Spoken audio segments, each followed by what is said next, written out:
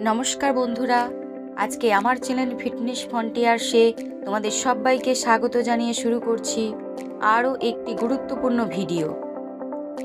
গর্ভধারণের পর কত সপ্তাহে সিজার করানো নিরাপদ বা ভালো?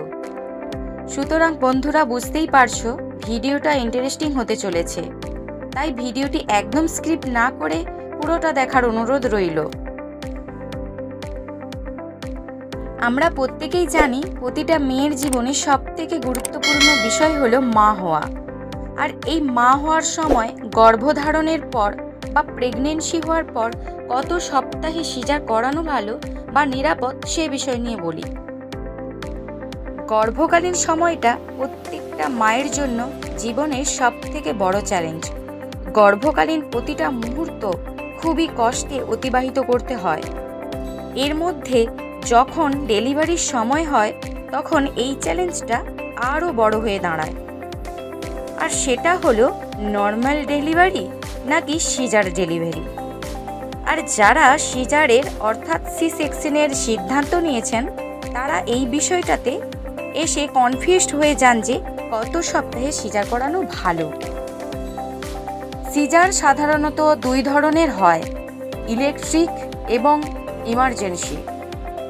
গর্ভকালীন পরিচর্যার সময়ে যদি গর্ভকালীন ঝুঁকি শনাক্ত করা যায় এবং স্বাভাবিক প্রসবের ব্যত্যয় অনুমান করা যায়, তখন প্রসবের জন্য ইলেকট্রিক সিজার করা হয়, অর্থাৎ পরিকল্পিত বা পূর্বনির্ধারিত সিজার।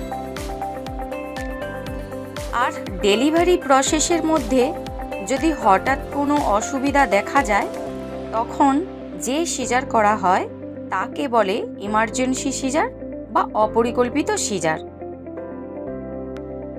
আগেই বলে রাখি, পরিকল্পনা করে সিজার থেকে বিরত থাকতে হবে প্রতিটা মাকে। সিজারের থেকে নর্মাল ডেলিভারি শিশু ও মা দুজনের জন্যই খুবই ভালো হয়। তাই গর্ভকালীন যদি কোনো জটিলতা না থাকে সিজার থেকে দূরে থাকুন।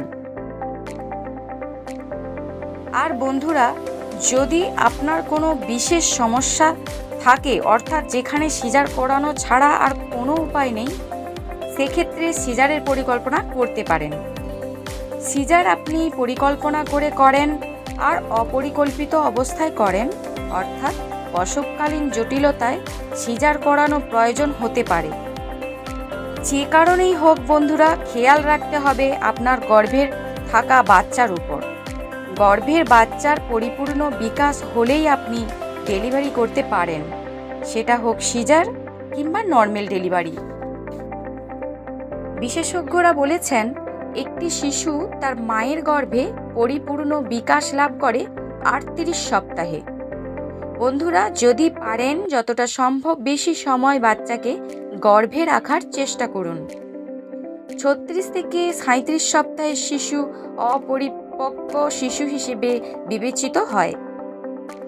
এদের শারীরিক ও মানসিক বিকাশের ঘাটতি থেকে যায়, যা পরবর্তী জীবনে অনেক সমস্যার কারণ হয়ে দাঁড়ায়।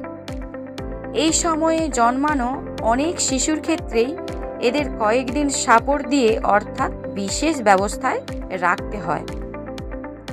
তাই বন্ধুরা, কমপক্ষে 38 সপ্তাহ শেষে সিজার করানো নিরাপদ বলে মনে করেন বিশেষজ্ঞরা।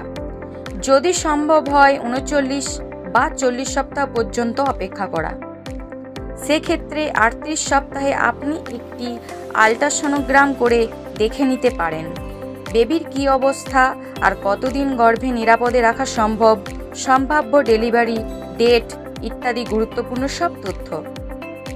মনে রাখবেন, নর্মাল ডেলিভারি তখনই হয় যখন একটি শিশু পরিপূর্ণ বিকাশ লাভ করে থাকে।